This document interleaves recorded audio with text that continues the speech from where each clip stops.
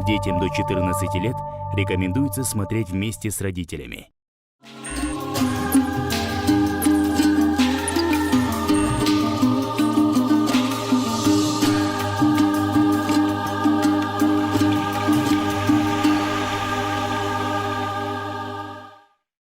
Ассаламу алейкум, уважаемые телезрители. В эфире передачи «Сөз». Я ее ведущий Турсунбек Амурзаков.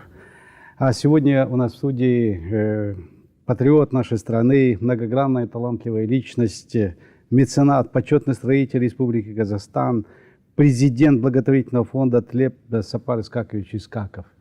Сапар Искакович, вы действительно легендарный человек в нашей стране. Вас все многие знают, и вы уже обошли около 129 стран мира. У вас впереди большая цель обойти все страны, которые входят в Организацию Объединенных Наций. То есть у вас еще впереди большая цель, которую вы должны достигнуть. И вы всегда в движении, всегда вот в работе. И это, конечно, очень импонирует вам, вашей жизненной позиции. И вот в нынешнее время, в период кризиса, даже в любое время, если взять, то все это требует затрат, все это для этого нужны деньги. Почему вы занимаетесь меценатством? Зачем вам это нужно? По Корану все мы должны делать благотворительность. Ну и казахи тоже преследовали всю жизнь этому принципу, что надо одну часть отдать людям, которые нуждаются, одну часть надо потратить на себя, а третью часть можно направить на бизнес или там на какие-то другие дела. Я вот всю жизнь по этому принципу живу. Везде есть такой вот институт меценатства. В России, я знаю, это очень развито. В Америке есть люди, которые, Билл Гейтс, допустим, говорят, там несколько миллиардов долларов каждый год выделяет фонд, благотворительный фонд. В прошлом году принц Саудовской Аравии где-то там порядка то ли 50, то ли 60 миллиардов долларов просто раздал людям. Когда у него спрашивают, а почему вы так сделали? Он говорит, Аллах дал, я, говорит, его отдал людям, которые в нем нуждаются. Я, говорит, оставил себе столько, сколько мне нужно для работы, для жизни. Так что я просто пользуюсь этим случаем, я многим советую людям, которые имеют такую возможность, проявите, благотворительность. Помогите людям мероприятия, провести фестивали, помочь ученым в поездках куда-то, допустим, молодым людям поступить в какие-то вузы, какие-то практики. Да все благотворительность. Вы всегда движетесь, всегда вы работаете. И надо сказать, что вы, кроме того, что, говорится, занимаетесь меценатством, вы очень сами интересный человек. Успеваете полетать на сверхзвуковых самолетах, побывать там на Северном полюсе, на Южном полюсе. Это же рискованно в стратосферу улететь или поехать в Северный полюс или Южный. Почему у вас так получается? Почему вы совершаете такие поступки? В 2006 году я получил обширный инфаркт миокарда. Это болезнь сердца. Как мне объясняли врачи, обычно, оказывается, 30% людей умирает дома. 30% людей умирает по дороге до больницы. И 30% только выживает. Это информация, это была, может быть, статистика устаревшая. Да? Сейчас, конечно, у нас лучше работает кардиология, есть и машины, которые сразу человека может начинать лечить. Но на тот момент вот такая была обстановка у нас в стране, да. Я выжил. Меня отвезли где-то час ночи в больницу. Я даже не знал, что у меня инфаркт. Я только узнал, когда меня везли, и врач говорит водителю: вы слушайте, едьте тише, тише, вы не знаете, значит, кого везете, какого больного везете. Я еще думаю, а что так? Я вроде хорошо себя чувствую. Они так переживают. Привезли, утром мне врач говорит, что у меня инфаркт обширный, что мне предстоит долгое лечение. Я тогда подумал, что для меня туризм уже все кончился. Да. Я до этого проехал там больше 100 стран мира, как турист. В то время. Да. И тут получается, что для меня уже путь закрыт дальше. А потом долго меня успокаивал лечащий врач. Она говорит, значит, инфаркт – это не приговор. С инфарктом, говорит, можно жить. Вот. Только, говорит, надо постоянно лечиться. Вот. Я говорю, хорошо. Вот. Я вот это ее слово запомнил. Я как раз год тому назад заказал поездку в Антарктиду, на Южный полюс.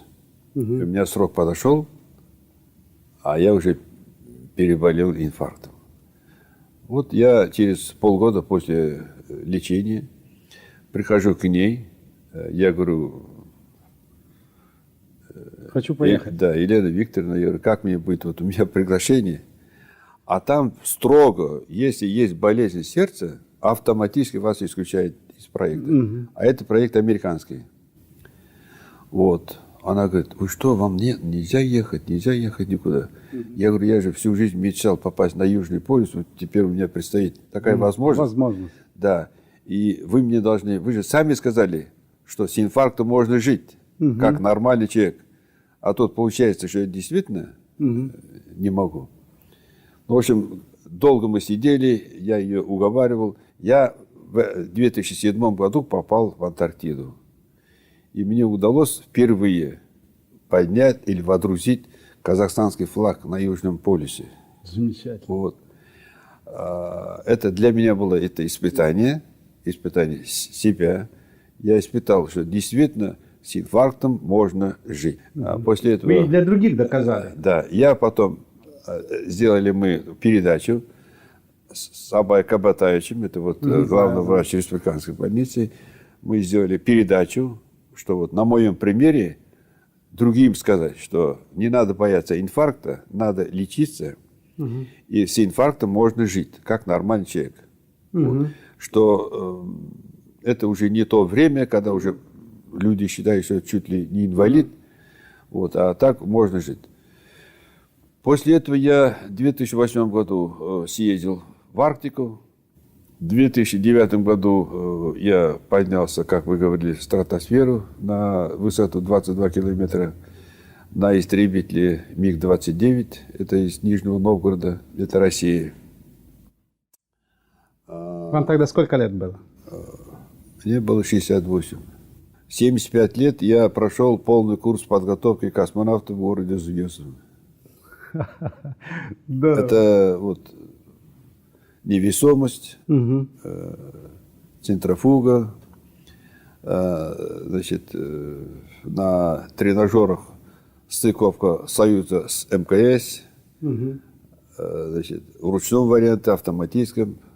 Ну, в общем, все вот процедуры я прошел и получил сертификат, что я... Замечательно. Вот у вас действительно было такое намерение, что вы хотите полететь и прошли такие курсы? Я просто испытал себя, свой организм, что человек может при желании достичь всего. Вот. Ну, много у нас вот показывает это вот паралимпийцев.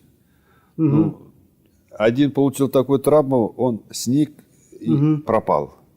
Другой настойчиво, значит, живет, участвует как полноценный человек. Это, видите, вот это от характера. То есть характер, дух человека, да? Да. Вот вы возглавляя экспедицию, вот Бабалар Змен. По следам Бабалар Змен. Змен, да. Вот цель этой экспедиции. Вы уже прошли где-то там около 15, что ли, государств. 30 уже государств, да. Приличное время проводите в этих экспедициях. Цель этой экспедиции, для чего эта экспедиция, с какой целью она организована, какие задачи? В 16 году мы сели, как говорят наши предки, на коней. И поехали по следам наших предков, докуда они доходили. Искали код нации, искали границы нашего государства. И в 2006 году мы проехали по 8 странам, в 2017 году мы проехали 22 страны, и в этом году мы уже побывали в 6 государствах. Это Египет, Индия, Япония, Корея, Китай и США. И в этом году мы продолжим до конца года еще, мы должны побывать Украина, Ливан, Сирия, Иордания, Израиль, Палестина. А на следующий год мы планируем еще 20 с лишним стран проехать. Замечательно. В общей сложности более 50 стран мира. Пока мы сдали 32 фильма «Казах ТВ», они уже показали. И в этом году у нас до конца года еще будет порядка 16 фильмов. Всего должно быть у нас около 100 фильмов документальных. И не просто у нас, где наши предки побывали, а оставили огромный след в истории, в культуре этих народов, где они жили, где они правили. Вот мы на сегодняшний день имеем многочисленные карты, где указаны границы казахского ханства, допустим, шведским ученым, исследователям, российским картографами, которые были указаны все границы. Это примерно 18 век. Есть карты 13 века, 14 века. Есть копии секретных этих карт из Ватикана, нам разрешили, из Венеции, из Парижа. Теперь специально я попросил одного ученого российского. Мы полностью исследовали это 43 тома летописи Российской империи, 43 тома. Взяли оттуда все то, что касается половцев, кипчаков, наших предков. Получилась у нас небольшая книга. Его перевели из старославянского на русский язык. И где у нас указано, где была граница наших предков. Она проходила южнее Киева, чуть южнее города Бреста, чуть южнее Харькова.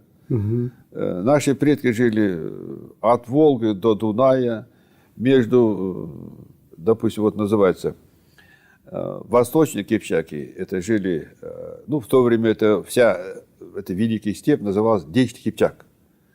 Это с легкой руки персидского путешественника, который он увидел, когда приезжал в Хорезм, это было в 13 веке, первый, с кем контактировал, это были кипчакские племена возле Хорезма. И он назвал всю степь степью кипчакской. От Алтая до Дуная. Вся степь называлась это Дечный Кипчак. И все народы, которые там проживали, всех называли кипчаками. Они делились. Восточные кипчаки, это от Алтая примерно до Волги или до Идиля и Яика. Центральные это от Яика до Дона. А западные от Дона до Дуная. И там везде были у нас ханы кипчакские, восточные, Дечный Кипчак, центральные, западные. Очень много наших предков, ханов, остались их памятники, могилы, курганы. Это тысячи этих курганов, которые на юге России, Украины, Белоруссии. Вот. Сейчас вот они и раскопы делают, и там очень много находят. Вот, так же, как вот мы находим. Да. Того, что эти кипчакские ханы. Вот. Ну вот сейчас, в следующем месяце мы едем в Украину, специально уже на эту тему. Вот. И в 12 государствах наши предки были правителями. Попали они туда как рабы, дошли до уровня султанов. Замечательно. 12 государств. Вот назовите мне хоть одного народа, которые попали в другую страну и там стали правителями. Вот. Я, допустим, не знаю такого. Замечательно. То есть вы исследовали это дело, продолжаете исследовать это наша дело. Наша задача, вот как разведки.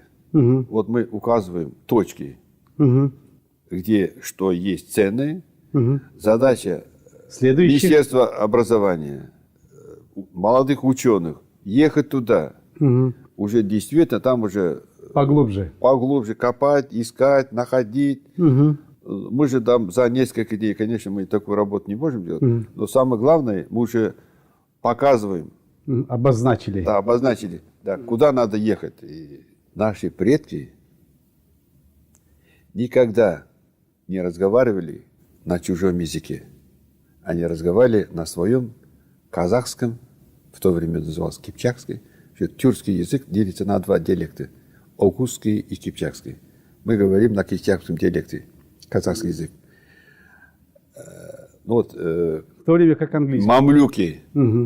Мамлюки, наши предки, кипчаки, мамлюки, которые правили всем этим арабским миром 132 года. Они же никогда не разговаривали на арабском. Они разговаривали чисто на кипчакском языке. Арабы учились, они создавали такие вот словари, где перевод был кипчакский. На казахский. Жили в юртах, пили кумыс, ели мясо, жили как у себя в Кипчаке. Точно так же в Делийском султанате, в Азербайджане, в Иране, где они правили. И нашей молодежи надо больше говорить на своем языке, знать свою историю, культуру. Вот тогда действительно вы будете немного соответствовать своим предкам. Замечательно. Сапар Исхакович, большое вам спасибо за тот ваш интересный рассказ, который вы рассказали нам. И действительно таких собеседников, как вы, не встречал. Потому что, говорится, я вот узнал много интересного для себя, как гражданин своей страны, как казахстанец. И я вот просто очень вас уважаю за вашу работу. То, что вы, кроме своего бизнеса и зарабатывания для себя, вы работаете для того, чтобы просвещать свой народ, рассказывать, показывать и пропагандировать то, что было в нашей стране, у нашего народа. Это вы делаете очень большое благородное дело для всех нас, казахстанцев, для своего народа. Большое вам спасибо за ваш труд. Да, и хочу, говорится, поблагодарить за сегодняшнее участие. На этом, уважаемые телезрители, мы с вами прощаемся. Аман сау болыңыздар.